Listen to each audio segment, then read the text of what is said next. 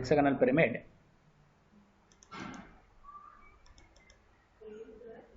a hexagonal pyramid 25 mm sides of base and 50 mm axis length rests on HP on one of its corners of the base such that the two base edges containing the corner on which it rests make equal inclinations with HP.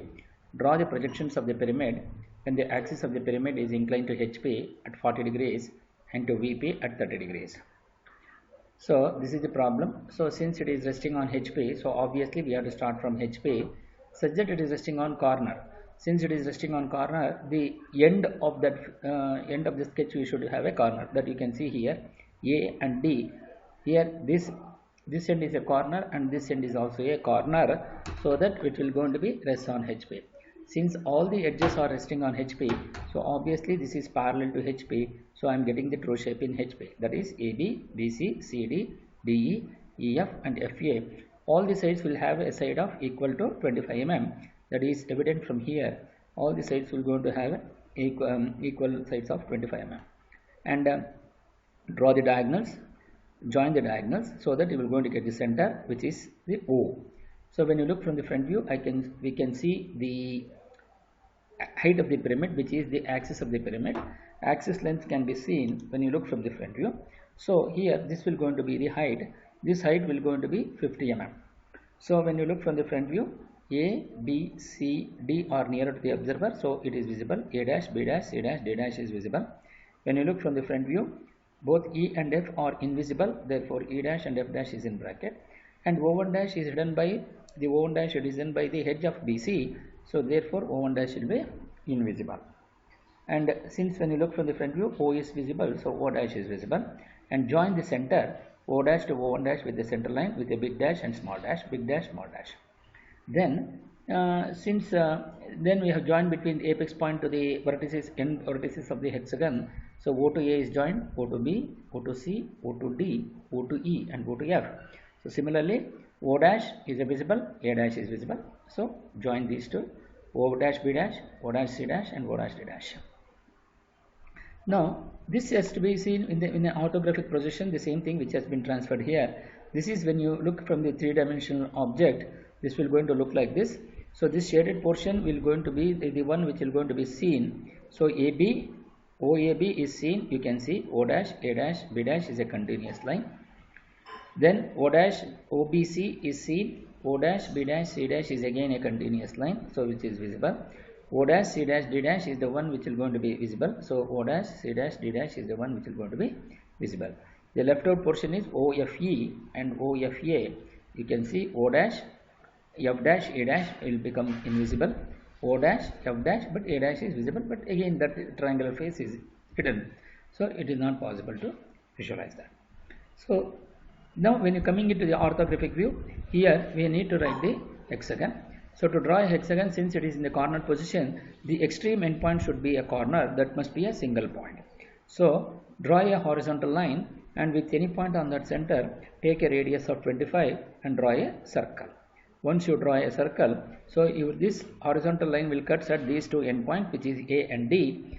Then with a radius of 25 with A center, cut an arc on this side to get this point F and cut an arc on this side to get the point B, which is on the circle. Then here from D also take the same radius of 25, cut an arc on this side to get the point E and cut an arc on this side to get the point C.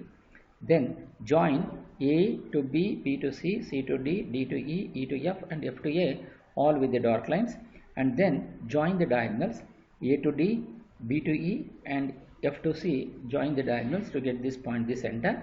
So here you mark O1 and then project to the front view.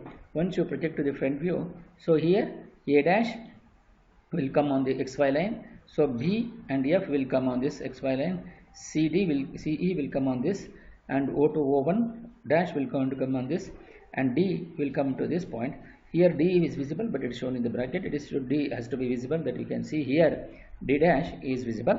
So here A, B, C, D is visible, so A dash, B dash, C dash, D dash is visible, and then E and F is hidden by the point C and B respectively. So E dash is invisible and F dash is invisible. Since the height of the pyramid is seen, from O1 dash we measure 50 mm and mark this point O dash. Then join O dash to A dash, which is visible to visible is visible. Then O dash to B dash, visible to visible is visible. Similarly, O dash C dash and O dash D dash. So you dark all these things. Then A dash to B dash is visible, you dark this. B dash to C dash is dark. Then C dash to D dash is dark. So all these are visible edges. So this is how we will be able to complete the orthographic view of this. Then he says it is resting on one of the base edges, corner, such that the two base edges containing the corner on which it rests make equal inclination with HP. So since if we consider A as the one which is resting on HP, the two base edges containing the corner is AB and AF makes equal inclination. That means the angle AF with respect to the line AF with respect to this vertical line, that angle. Similarly, AB with respect to the same vertical line will always have two equal inclinations. Then he says the axis of the pyramid is inclined at 40 degrees to HP. Since the axis is inclined at 40 degrees to HP, it is resting on the corner. So we are resting A dash on XY line. Consider any distance from the D dash, you mark that point. Then from here, since the axis is inclined at 40 degrees, so the base has to incline at 50 degree. So since the axis OO1 is parallel to VP, so I am getting the true length here. So the inclination given is also true inclination. Therefore, we can transfer it directly. So that means you rewrite the same sketch such that the axis is inclined at 40 degrees. Since the axis is inclined at 40 degrees, so the base has to incline at 50 degree. So consider any point on XY line which is A dash. Then from there, you by using the protractor, you measure an angle of 50 degree with respect to the XY line. Then you draw a line. Then you measure the distance from A dash to D dash. From A dash, you cut an arc on this to get this point D dash, which has to be visible. Then measure the length from A dash to C dash. From A dash, you cut an arc to get this point C dash, E dash. Then similarly, from A dash, you measure the distance of A dash O1 dash by using the compass and mark this point O1 dash. Similarly, from A dash to B dash, from A dash, you cut an arc on this to get the point B dash F dash. Now we need to write the, we need to take the height. Since this O1 dash is perpendicular to A dash D dash, from O1 dash, by using the protractor, you measure an angle of 90 degree with respect to this inclined line A dash D dash, and then draw a perpendicular line to this inclined line. And measure the length of O dash, O1 dash to O dash, which is equal to 50 mm. From this point, you cut an arc. So you are going to get the O dash.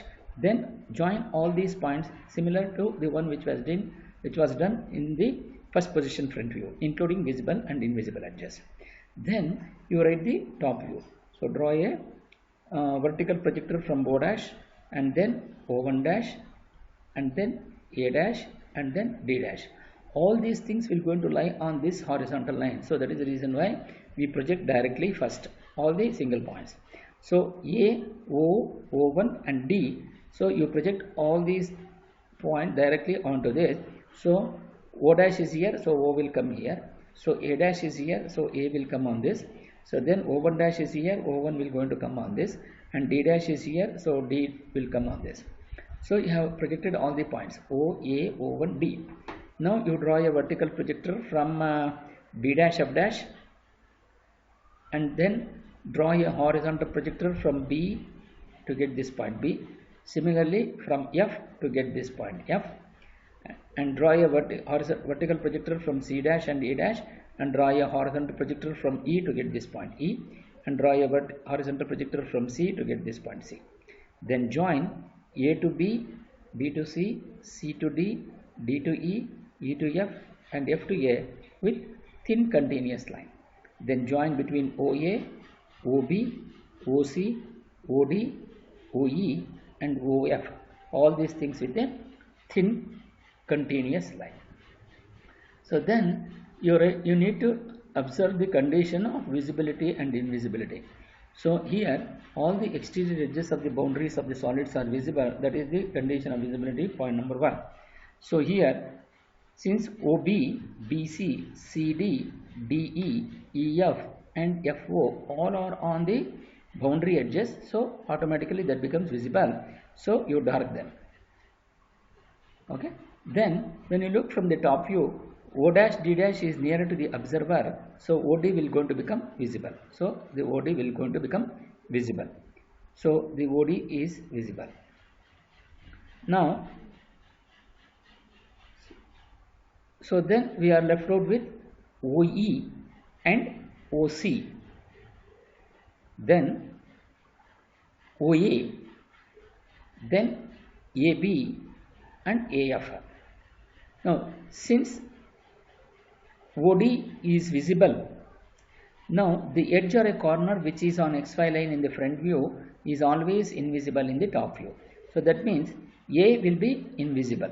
So if the A is invisible, the connectivity from the point A is AB and AF.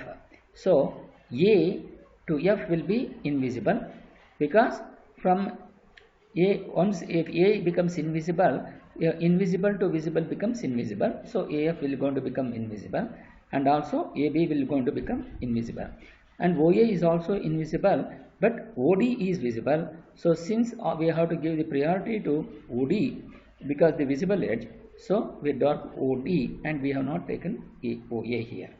And other thing is, since whether O1 is visible or invisible, since the portion of AB and AF is invisible in the hexagonal surface, so naturally O1 will be invisible. Now the left out is OC and OE. Since AF is invisible, so OE will be visible, because two invisible edges can never cross each other. Similarly, AB also. So AB is invisible, so OC has to be visible.